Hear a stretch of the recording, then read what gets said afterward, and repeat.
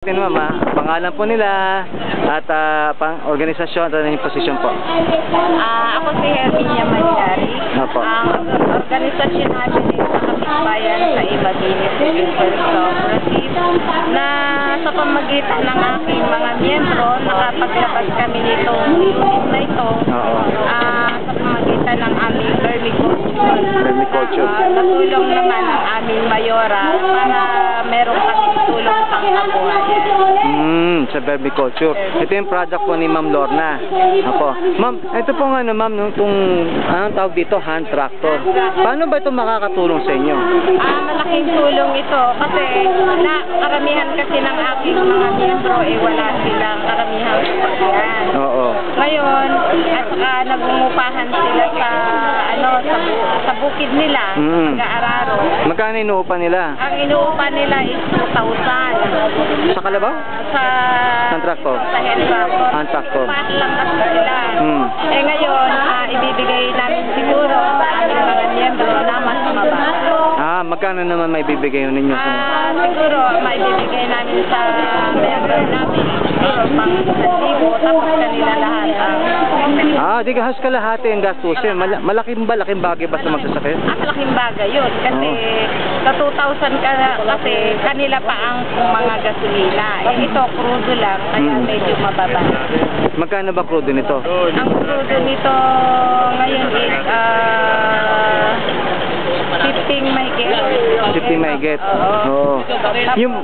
Sige po, tuloy po. Tapos kung gasolina kasi, malakas sa gasolina, ito mas tipid daw. Kasi hindi naman ako nag-aaral. Sino pa nag-aaral sa inyong pamilya? Yung asawa ko. Ay, sa asawa niyo. So ngayon po ito, nakabawas ng 1,000 sa production niyo ng yung sasakahin mo yung lupa, no? Tapos mga ano po yung ano pa ang idudulot itong kabutihan sa inyong malaking kabutihan dahil may alaga kaming kalabaw. Kasi yung aming mga dumi ng kalabaw na ginagamit sa pang-organic na i-deliver namin kung sino ang may pangangailangan ng dumi ng kalabaw. Ma'am, gaano katagal nito yung in-applyan? In-applyan namin nito lang nakaraang December. Tapos nag-fill kami ng form. Tapos nagbigay kami ng equity nito February 10. Magkano equity nyo rito? Ang equity namin dito is tumakbo ng 29,000. 29,000.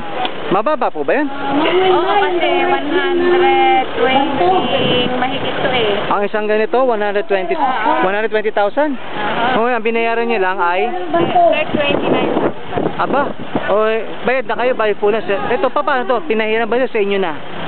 Sa amin na ito. Sa inyo na? Di malaking katipiran talaga, no? Kasi ni-reward na, meron na So pag so bukod sa kikita organization nyo dito, di ba? Tas pa kita ng magsasaka kasi liliit ang kanyang gastos. Tama po ba? Okay. Sa tingin nyo po, yung mga magsasaka na asosasyon dito, dapat ba silang sumunod sa inyo? Dapat ba nilang mag-request sa ano? Ano marirekomenda po ninyo? Kasi talagang malaki ang patulungan sa aming barangay. Lalo na ngayon, nakikita nila na kami nagsisikap, sumusunod na sila sa amin. Maraming sumasali ngayon sa amin. Yung ibang organization ba, marirecommend mo ba ninyo na